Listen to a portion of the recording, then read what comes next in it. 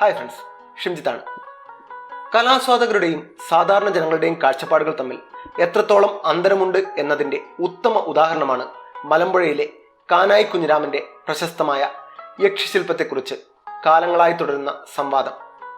ആരൊക്കെ എന്തൊക്കെ പറഞ്ഞാലും തനിക്കൊന്നുമില്ലെന്ന മട്ടിൽ ഇരു ചെവികളിലും കൈകൾ ചേർത്ത് ധ്യാനോന്മുഖിയായി നിൽക്കുന്ന സുന്ദരി യക്ഷിയാവട്ടെ, അവരൊക്കെ മൺമറഞ്ഞു പോയാലും കാലാതിവർത്തിയായി നിലനിൽക്കും എന്നതിന് കഴിഞ്ഞുപോയ പതിറ്റാണ്ടുകൾ തന്നെ തെളിവ്.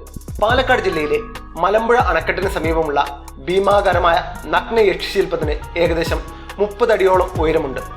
സമൂഹത്തിന്റെ നാനാജാതി ധാർമ്മിക വീക്ഷണങ്ങളുടെ പടക്കളമെന്നും കപട സദാചാരത്തിനെതിരായ കാനായി കുഞ്ഞിരാമന്റെ സമരരൂപമെന്നും ഒക്കെ നിരൂപകർ ഈ പ്രതിമയെ വിശേഷിപ്പിക്കുന്നു.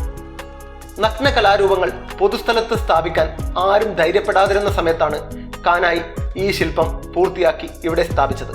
ലൈംഗിക തൃഷ്ണയുണർത്തുന്ന കലാസൃഷ്ടികൾ പൊതുസ്ഥലങ്ങളിൽ സ്ഥാപിക്കുന്നതിനെതിരെ ഘോരഘോരം വാദിക്കുന്നവരും അതിന്റെ മനോഹാരിതയെ പാടിപ്പുകഴ്ത്തുന്ന കവികളും കലാപ്രേമികളും എല്ലാമുണ്ട് ഇന്ന് നമ്മുടെ നാട്ടിൽ. ഈ പ്രതിമയെ നിങ്ങൾ എങ്ങനെയാണോ കാണുന്നത് അതുപോലെയായിരിക്കും നിങ്ങളുടെ സ്വഭാവവും മനോഭാവവും. കാസർഗോഡ് സ്വദേശിയാണ് കാനായി കുഞ്ഞിരാമൻ.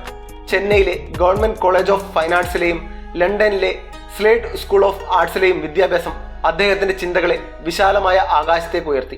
അതാകട്ടെ അദ്ദേഹത്തിന്റെ കലകളിലും പ്രതിഫലിക്കുകയും ചെയ്തു. ഇന്നും രാജ്യത്തെ ഏറ്റവും മികച്ച ശില്പികളിലൊരാളായി കാനായി കണക്കാക്കപ്പെടാൻ കാരണം അദ്ദേഹത്തിന്റെ സൃഷ്ടികളിൽ തെളിയുന്ന നിലപാടുകളും ജീവിത വീക്ഷണവും തന്നെയാണ്. ശില്പിക്ക് ആ യക്ഷി പ്രകൃതി ദേവിയായിരുന്നു. ആശയം പറഞ്ഞപ്പോൾ സ്ഥലം ഉടമകളായ ജലസേചന വകുപ്പിൽ നിന്ന് എതിർപ്പുകൾ മാത്രം. എങ്കിൽ താൻ മടങ്ങുന്നുവെന്ന് വ്യക്തമാക്കിയതോടെ അവർ അയഞ്ഞു. പണി തുടങ്ങിയപ്പോൾ നാട്ടിലാകെ എതിർപ്പായി. തുണിയെടുക്കാത്ത ശില്പമുണ്ടാക്കുന്ന ശില്പിയെ ഒരു രാത്രി ഏതാനും പേർ വഴിക്ക് വെച്ച് തല്ലി വീഴ്ത്തി. പക്ഷേ അടികൊണ്ട് പിന്തിരിഞ്ഞോടാതെ ഭീഷണികൾക്ക് മുന്നിൽ വാശിയോടെയാണ് കുഞ്ഞിരാമൻ 30 അടി ഉയരമുള്ള നഗ്നയക്ഷിയെ പൂർത്തിയാക്കിയത്.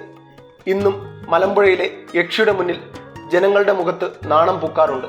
പക്ഷേ അവർക്കെല്ലാം അറിയാം ഇതൊരു ശില്പമാണ്, ഇത് കാണേണ്ടതാണ്, ഇതും ഭാവനയാണ്.